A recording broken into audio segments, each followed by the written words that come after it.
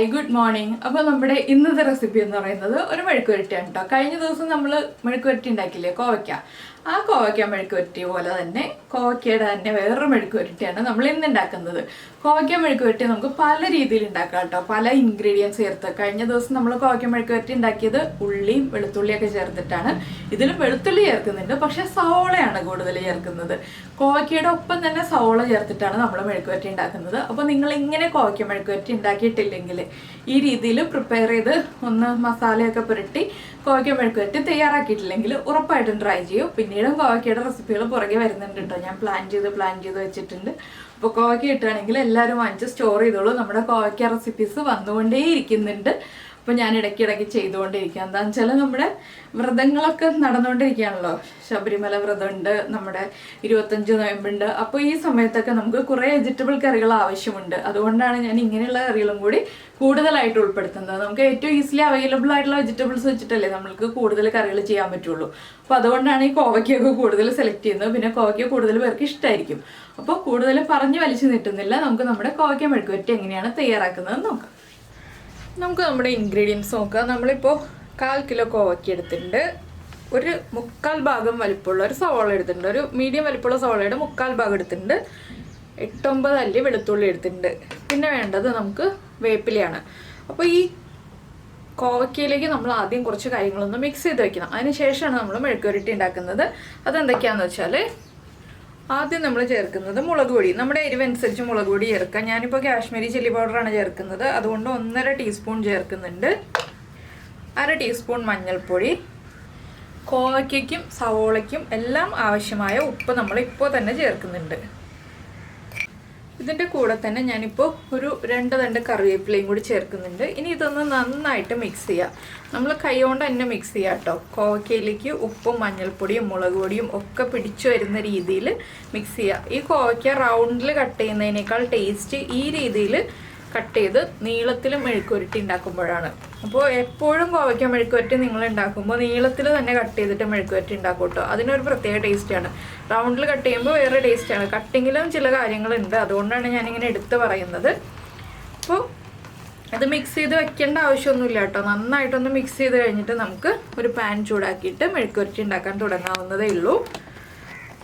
ഇപ്പോൾ കോവയ്ക്കയിലേക്ക് ഉപ്പും മഞ്ഞൾപ്പൊടിയും മുളക് പൊടിയും ഒക്കെ പിടിച്ചു വന്നിട്ടുണ്ട്. ഇനി ഇത് വെക്കണം എന്നുണ്ടെങ്കിൽ ഒരു 10 മിനിറ്റ് വെക്കാം. ഞാനിപ്പോൾ വയ്ക്കുന്നില്ല. ഞാനിങ്ങനെ ഒരു പാൻ ചൂടാക്കി എടുക്കട്ടെ.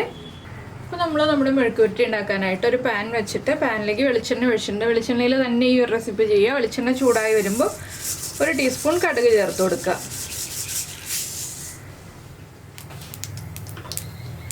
അപ്പോൾ നമ്മുടെ കടുക് പൊട്ടിക്കൊണ്ടിരിക്കുന്നുണ്ട്. നമ്മൾ കോവയ്ക്ക മെഴുക്കുവരട്ടി ഉണ്ടാക്കുമ്പോൾ ശ്രദ്ധിക്കേണ്ട ഒരു കാര്യം എന്താണെന്ന് വെച്ചാൽ നമ്മൾ ഇരുമ്പിൻ്റെ ചീനച്ചട്ടി ആണെങ്കിലും നോൺ സ്റ്റിക്ക് പാൻ ആണെങ്കിലും എന്താണ് എടുക്കുന്നതെങ്കിലും കട്ടിയുള്ള പാൻ എടുത്തിട്ട് വേണം മെഴുക്കുവരട്ടി ഉണ്ടാക്കാൻ. കട്ടിയില്ലാത്ത പാൻ എടുത്തിട്ട് മെഴുക്കുവരട്ടി ഉണ്ടാക്കിയാൽ മെഴുക്കുവരട്ടി പെർഫെക്റ്റ് ആവില്ല കേട്ടോ. എന്താണെന്ന് വെച്ചാൽ വേഗം കരിഞ്ഞു പോവും.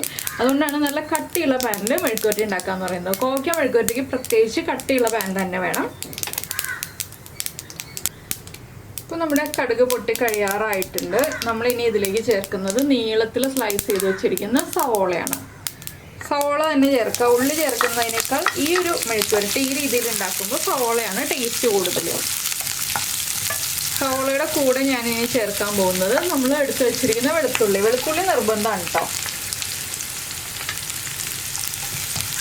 വെളുത്തുള്ളിയും ചേർത്തിട്ട് ഇതൊന്ന് വഴറ്റിയെടുക്കുക. ഒരുപാട് അങ്ങോട്ട് വഴന്നു പോകണ്ട. ചെറുതായിട്ടൊന്ന് വഴന്ന് വരുമ്പോൾ നമുക്ക് ബാക്കിയുള്ള കാര്യങ്ങളൊക്കെ ചേർക്കാം. അപ്പോൾ സവോളയിലേക്ക് ഉപ്പ് ചേർക്കരുത്. നമ്മൾ കോവയ്ക്കയിൽ ഉപ്പ് ചേർത്തിട്ടുണ്ട്. അതുകൊണ്ട് തന്നെ സവോളയ്ക്ക് ഉപ്പ് ചേർത്ത് കൊടുക്കേണ്ട ആവശ്യമില്ല. അപ്പോൾ ഇതൊന്ന് കുക്കായി വരട്ടെ. ഒന്ന് ട്രാൻസ്പെറൻ്റ് ആയി ഒരു 2 മിനിറ്റ് ഒന്ന് കുക്കായി വരട്ടെ. അതുവരെ നമ്മളൊന്ന് ഇളക്കി കൊടുത്തുകൊണ്ടിരിക്കുക. ഇപ്പോൾ നമ്മുടെ സവോള ഒന്ന് ട്രാൻസ്പെറൻ്റ് ആയി തുടങ്ങിയിട്ടുണ്ട്. നമുക്കിനി ഇതിലേക്ക് നമ്മൾ മസാല ഉരുട്ടി വെച്ചിരിക്കുന്ന കോവയ്ക്ക ചേർത്ത് കൊടുക്കാം. കോവയ്ക്ക ചേർത്ത് കഴിഞ്ഞിട്ട് നന്നായിട്ട് ഇളക്കി മിക്സ് ചെയ്തതിന് ശേഷം നമ്മളിനി ലോ ഫ്ലെയിമിൽ വെച്ച് മാത്രം കുക്ക് ചെയ്യുക. ഹൈ ഫ്ലെയിമിൽ വെച്ച് കുക്ക് ചെയ്യരുത്. എപ്പോഴും ലോ ഫ്ലെയിമിൽ വെച്ച് കുക്ക് ചെയ്തെടുക്കുക. ഇതിനി ഒരു 8-9 മിനിറ്റ് എടുക്കും കുക്കായി വരാൻ. നിങ്ങൾ കട്ട് ചെയ്യുമ്പോൾ തിക്കായിട്ടാണ് കട്ട് ചെയ്യുന്നതെങ്കിൽ അതിലും കൂടുതൽ സമയം എടുക്കും. ഞാനിപ്പോൾ കട്ട് ചെയ്തിരിക്കുന്ന രീതിയിലാണെങ്കിൽ ഒരു 8-9 മിനിറ്റ് കൊണ്ട് കുക്കായി വരും. നന്നായിട്ട് ഇളക്കി മിക്സ് ചെയ്ത് അടച്ചു വെച്ച് കുക്ക് ചെയ്തെടുക്കാം കേട്ടോ. അപ്പോൾ ഇനി ഇത് അടച്ചു വെക്കട്ടെ. ഇടയ്ക്കിടയ്ക്ക് ഇളക്കി കൊടുക്കുക. ഇപ്പോഴൊന്നും നമ്മൾ ഉപ്പൊന്നും ചെക്ക് ചെയ്യണ്ട. നമ്മുടെ കോവയ്ക്ക ഒരു 3/4 ഭാഗം കുക്കായി വന്നു കഴിഞ്ഞിട്ട് നമുക്ക് ഉപ്പൊക്കെ ചെക്ക് ചെയ്യാം. ഇത് വളരെ സിമ്പിളായിട്ടുള്ള മെഴുക്കുവരട്ടിയാണ്. നിങ്ങൾക്ക് എല്ലാവർക്കും എളുപ്പത്തിൽ, ഞാൻ ഇതിന് മുൻപ് കാണിച്ചിട്ടുള്ള കോവയ്ക്ക മെഴുക്കുവരട്ടി എന്ന് പറഞ്ഞിട്ടുണ്ടെങ്കിൽ ഉള്ളി വെളുത്തുള്ളിയൊക്കെ ചതച്ചെടുത്ത് ആ രീതിയിലുള്ള മെഴുക്കുവരട്ടിയാണ്. ഇതാവുമ്പോൾ ചതയ്ക്കുക എന്നുള്ള പരിപാടിയൊന്നുമില്ല, ഉള്ളി നന്നാക്കുക എന്നുള്ള പരിപാടിയൊന്നുമില്ല. വളരെ സിമ്പിളായിട്ട് തയ്യാറാക്കാൻ പറ്റുന്ന റെസിപ്പിയാണ്. അപ്പോൾ ഈ റെസിപ്പി ഇത്രയും ഭാഗം കണ്ടിട്ട് ഇഷ്ടമായി എന്നുണ്ടെങ്കിൽ ഇപ്പോൾ തന്നെ ഒന്ന് ലൈക്ക് ചെയ്തോളൂ. അതുപോലെ നിങ്ങളുടെ അഭിപ്രായങ്ങൾ വീഡിയോ കണ്ടു കഴിയുമ്പോൾ കമൻറ്റ് ചെയ്യാനും മറന്നു പോരുത് കേട്ടോ. ഇനി നമുക്ക് ഒരുമിച്ച് ആക്കി വെച്ചിട്ട് അടച്ചു വയ്ക്കാം. നമ്മുടെ കോവയ്ക്ക മെഴുക്കുവരട്ടി ഒരു 8 മിനിറ്റ് ആയിട്ട് ഞാനിങ്ങനെ ഇടയ്ക്കിടയ്ക്ക് ഇളക്കി കൊടുത്ത് കുക്ക് ചെയ്തെടുത്തുകൊണ്ടിരിക്കുകയാണ്. ഇത് കണ്ടോ, നമ്മൾ ചേർത്തപ്പോൾ ഉള്ള കോവയ്ക്കയുടെ ആ ഒരു ഇതല്ല, ടെക്സ്ചറൊന്നും അല്ല, നന്നായിട്ട് കോവയ്ക്ക കുക്കായിട്ടുണ്ട്.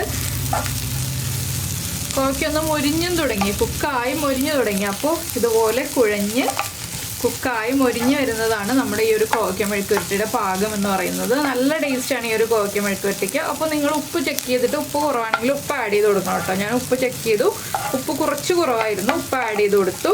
സവോളയുടെ മധുരമൊന്നും ഓവറായിട്ട് നിൽക്കില്ല. എന്താണെന്ന് വെച്ചാൽ എരിവൊക്കെ ആവശ്യത്തിന് നമ്മൾ ചേർത്തിട്ടുണ്ടല്ലോ.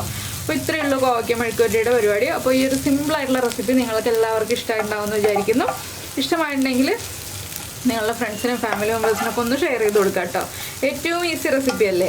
അപ്പോൾ ചോറിൻ്റെ കൂടെ ചേർത്ത് കഴിച്ചിട്ട് അഭിപ്രായങ്ങളൊക്കെ കമൻറ്റ് ചെയ്യുക. അതുപോലെ തന്നെ ഇത് ചൂടോടുകൂടി കഴിക്കരുത്, ചൂട് മാറിയിട്ട് മാത്രം കഴിക്കുക.